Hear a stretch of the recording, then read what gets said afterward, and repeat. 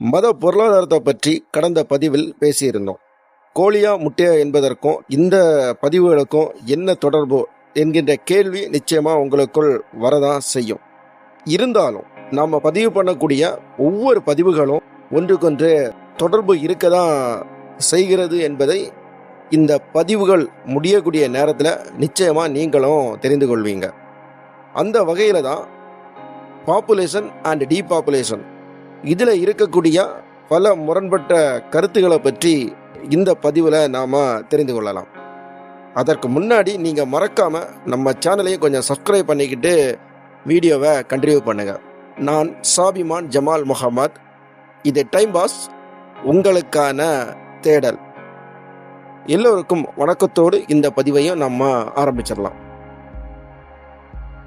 படைப்பினங்களின் உருவாக்கத்தின் ரகசியங்களை பற்றி அறிவியல் பூர்வமாக நாம் தெரிந்து கொள்ளக்கூடிய நேரத்தில் தான் நம்மை சுற்றி கட்டமைக்கப்பட்டு இருக்கக்கூடிய மத ரீதியான மிகப்பெரிய பாகுபாடுகளை நாம் கண்டறிந்து எது தேவை எது தேவை இல்லைன்னு சொல்லக்கூடியதை முடிவு செய்ய முடியும். அந்த முடிவு செய்யறதுக்கு நிச்சயமாக நமக்கு சரியான டேட்டான்னு சொல்லக்கூடியது இருந்தால் மட்டும்தான் நம்ம மனசுன்னு சொல்லக்கூடியது அதை நம்பும். அப்போ மனசு நம்புறதுக்கு நாம் என்ன செய்யணும்?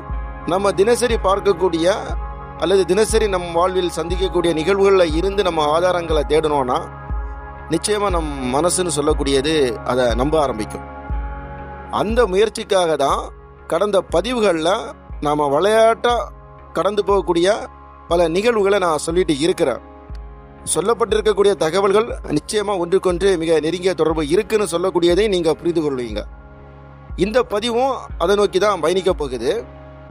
ஆனால் இந்த பதிவில் பாப்புலேஷன் அண்ட் டீபாப்புலேஷன் இதற்கு பின்னாடி கட்டமைச்சு வச்சிருக்கக்கூடிய மிகப்பெரிய அபத்தங்கள், எதனால் இந்த அபத்தங்கள் தொடர்ந்து கட்டமைக்கப்பட்டு இருக்குது என்ற கேள்விக்கு பின்னாடி நிச்சயமாக ஒரு மிகப்பெரிய அஜெண்டான்னு சொல்லக்கூடியது இருக்க தான் செய்யுது.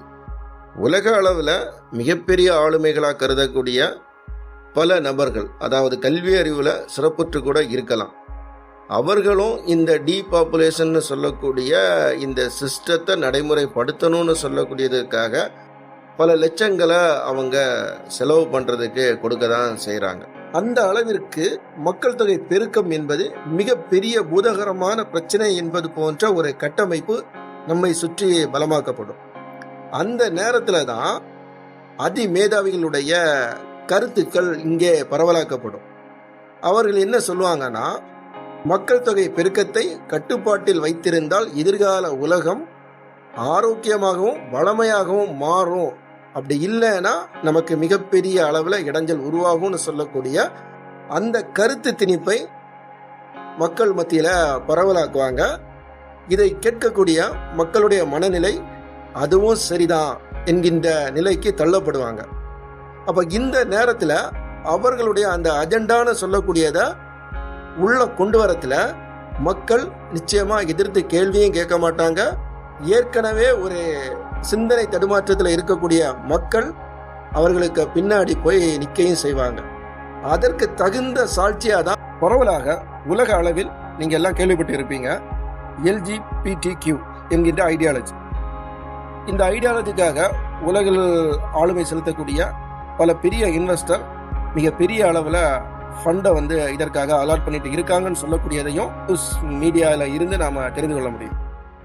இந்த ஐடியாலஜின்னு சொல்லக்கூடியது இப்போ புதுசாக இருக்கான்னு சொல்லக்கூடிய அந்த கேள்வியில் இருந்து தேடலை ஆரம்பிக்கக்கூடிய நேரத்தில் இந்த மாதிரிப்பட்ட ஐடியாலஜி இப்போ வந்ததெல்லாம் இல்லை. 1000 ஆண்டுகளுக்கு முன்பே இந்த மாதிரியான ஐடியாலஜி சமூகத்துக்கு உள்ளாடி இருந்திருக்குது. அந்த காலகட்டங்களில் வாழ்ந்த மக்கள் இதை இயற்கைக்கு முரணானது என்கின்ற காரணத்தினால அதை தடை பண்ணியிருக்காங்க. அதற்கான ஆதாரம்னு சொல்லக்கூடியது திருக்குறான்லையும் இருக்கு, அதே மாதிரி பைபிள்லையும் நிச்சயமா அதற்கான வசனங்கள்னு சொல்லக்கூடியது இருக்கதான் செய்யுது. அதாவது லூத் நபின்னு சொல்லக்கூடியவங்களுடைய காலகட்டங்களில் இயற்கைக்கு முரணான இந்த மாதிரிப்பட்ட சம்பவங்கள் நிறைய நடந்திருக்குது. மக்கள் இதை கண்டறிந்து இனிமேல் இந்த மாதிரிப்பட்ட தவறுகள் நடக்கக்கூடாதுன்னு என்கின்ற நோக்கத்திற்காக அப்பவுமே இதை தடை பண்ணி அதை செய்ய முற்பட்டவங்களை தண்டிச்சிருக்காங்கன்னு சொல்லக்கூடியதையும் தரவுகள் வாயிலாக நாம நிச்சயமா தெரிந்து கொள்ள முடியும். இன்றைய காலகட்டங்களில் இதை மறுபடியும் ஏன் கொண்டு வராங்கன்னு சொல்லக்கூடிய அந்த கேள்விக்கு பதில் எங்கே இருக்குன்னா, டீபாப்புலேஷன் சொல்லக்கூடிய அந்த அஜெண்டாவுக்கு கீழே தான் இது வருது. இப்போ இந்த கான்செப்ட் பெரிய அளவில் மக்கள் மத்தியில் பரவலாக்கப்பட்டதுன்னா இனப்பெருக்கம்னு சொல்லக்கூடியது முற்றிலும் இதில் தவிர்க்கப்பட்டு விடும்னு சொல்லக்கூடியது அவங்களுடைய நம்பிக்கை. அதற்காக தான் பெரிய அளவில் இதற்கான செய்தி பரவல்னு சொல்லக்கூடியது நடத்தி வைக்கப்பட்டுட்டே இருக்குது. அதற்கு அடுத்தது மத மோதல்கள். போர்கள் மூலம் ஒரு நாட்டின் மீது குண்டுகளை போட்டு அங்கே இருக்கக்கூடிய குழந்தைகள், பெண்கள் உள்பட பலரை கொல்றதுனால ஒரு அடுத்த தலைமுறையினுடைய மக்கள் தொகை பெருக்கத்தினுடைய விகிதாச்சாரத்தை குறைக்க முடியும்னு சொல்லக்கூடிய நம்பிக்கை. பல புதிய புதிய நோய்களை உருவாக்கி மக்களுடைய நடைமுறை வாழ்க்கையை சீரழிக்கக்கூடிய வேலைகளை செய்கிறதுன்னு சொல்லி பல நடவடிக்கைகள் அறிவியல் பூர்வமாக செய்யப்பட்டுட்டு இருக்குது. ஆனால் இந்த நடைமுறைகளை நம்ம பார்க்கக்கூடிய நேரத்தில் அது நியாயமானது தான் சொல்லக்கூடிய சிந்தனையும் நம்ம வரது மாதிரியான திட்டமிடுதல்னு சொல்லக்கூடியது இதில் செய்யப்பட்டு இருக்கக்கூடியது தான் அதி புத்திசாலித்தனமான நகர்வுன்னு சொல்லக்கூடியது. அதை நம்ம எப்படி புரிந்து கொள்ளலாம்னு பார்த்தீங்கன்னா, இப்போ சிவபெருமானுடைய தன்மைகள் பல இருந்தாலும் ஒரு குறிப்பிட்ட ஒரு தன்மை பிரதானப்படுத்தப்படும். அதாவது அர்த்தநாதீஸ்வர் அப்படின்னு சொல்லக்கூடிய அந்த தன்மை.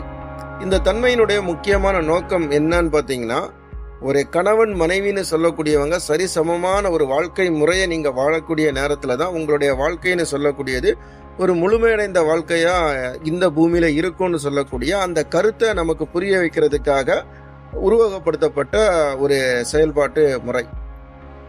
அதற்கு அடுத்தது இது அறிவியல் பூர்வமாக நம்ம எப்படி அணுகலாம்னு பார்த்தீங்கன்னா, ஒரு ஆணாக இருந்தாலும் சரி, ஒரு பெண்ணாக இருந்தாலும் சரி, அவர்கள் உடலுக்கு உள்ளாடி 50% ஆணுடைய தன்மையும் 50% பெண்ணுடைய தன்மை இருந்தால் மட்டும்தான் அவர்கள் இந்த பூமியில் வாழக்கூடிய வாழ்க்கையை பேலன்ஸ் பண்ண முடியும்னு சொல்லக்கூடியதையும் எடுத்துக்கிடலாம். அந்த தன்மை அவங்களுக்கு உள்ள வரக்கூடிய நேரத்தில் அவங்க என்ன பண்ணுவாங்கன்னா, எதிரில் இருக்கக்கூடிய ஒரு பெண்ணை ஒரு மனுஷியா, அவளுக்கான ஒரு மரியாதை, அவருக்கான ஒரு ரெஸ்பெக்ட்னு சொல்லக்கூடியதை கொடுக்கக்கூடிய சிந்தனை அவனுக்குள்ள ஏற்படும். அதே மாதிரி ஒரு பெண்ணுக்கு ஒரு ஆணை பார்க்கக்கூடிய நேரத்தில் அவன் மீதும் அவளுக்கு அந்த மாதிரியான ஒரு சிந்தனைன்னு சொல்லக்கூடியது ஏற்படும். ஸோ இதை நம்ம இப்படியும் எடுத்துக்கலான்னு சொல்லக்கூடியது இந்த வரலாறுகளை படிக்கக்கூடிய நேரத்தில் நான் புரிந்து கொண்டேன். இந்த நிகழ்வை நான் இதில் சொல்ல வருவதற்கு முக்கியமான காரணம் டீபாப்புலேஷன் தான். இன்றைய காலகட்டங்களில் ஒரு ஆண் பெண்ணாக மாறுறது, ஒரு பெண் ஆணாக மாறுறது, ஆணை திருமணம் செய்கிறது, பெண்ணை திருமணம் செய்வதுன்னு சொல்லக்கூடியது பரவலாக்கப்பட்டுட்டு தான் இருக்குது. இந்த நேரத்தில் நம்ம கவனிக்க வேண்டியது என்னன்னு பார்த்தீங்கன்னா, இவருடைய வாழ்க்கைன்னு சொல்லக்கூடியது ஒரு முற்றுப்பெற்ற வாழ்க்கையாக இருக்குது. இவர்களுக்கு பிறகு இங்கே எந்த விதமான இனப்பெருக்கம்னு சொல்லக்கூடியது நடக்க போகிறது கிடையாது. இது அவருடைய சுதந்திரமாக இருந்தாலும் இதில் நம்ம கவனிக்க வேண்டியது என்னென்னா, இந்த டீபாப்புலேஷன் சொல்லக்கூடிய அந்த அஜெண்டாவுக்கு கீழே தான் இதெல்லாம் இருக்குதோன்னு சொல்லக்கூடிய அந்த கேள்வி இதில் வரதான் செய்யுது. ஒட்டுமொத்த உலகத்திலையும் 800 கோடிக்கும் அதிகமான மக்கள் இருக்க தான் செய்கிறாங்க. ஆனால் அவர்களுக்கான உணவுன்னு சொல்லக்கூடியது ஒரு வருடத்தில் கிட்டத்தட்ட 1100 கோடி டன் அளவிற்கான உணவு உற்பத்தின்னு சொல்லக்கூடியது இங்கே நடந்துட்டு தான் இருக்குது.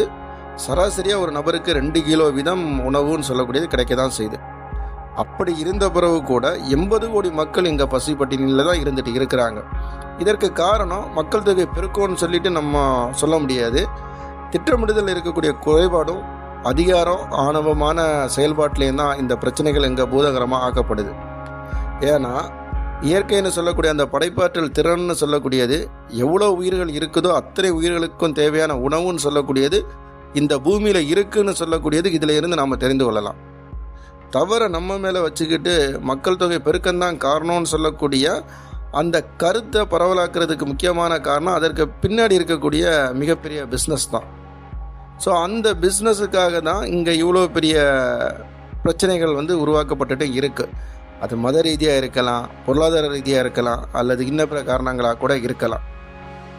இதை மூடி மறைக்கிறதுக்காக தான் பாப்புலேஷன் டீபாப்புலேஷன் சொல்லக்கூடிய அந்த கான்செப்டை உருவாக்கி செயல்படுத்திட்டு இருக்காங்கன்னு சொல்லக்கூடிய இந்த சிந்தனையை உங்ககிட்ட சொல்கிறதுக்காக தான் இந்த பதிவு.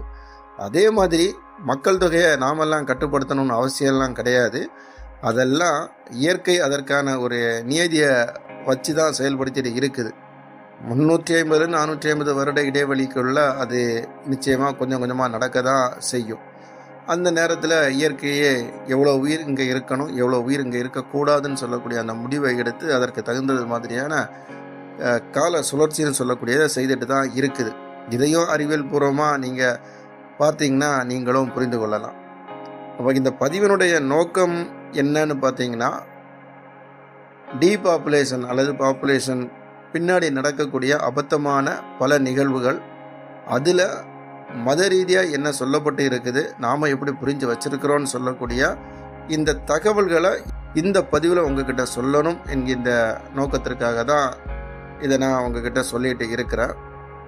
மீண்டும் நாம் அடுத்த பதிவில் சந்திக்கலாம். நன்றி, வணக்கம்.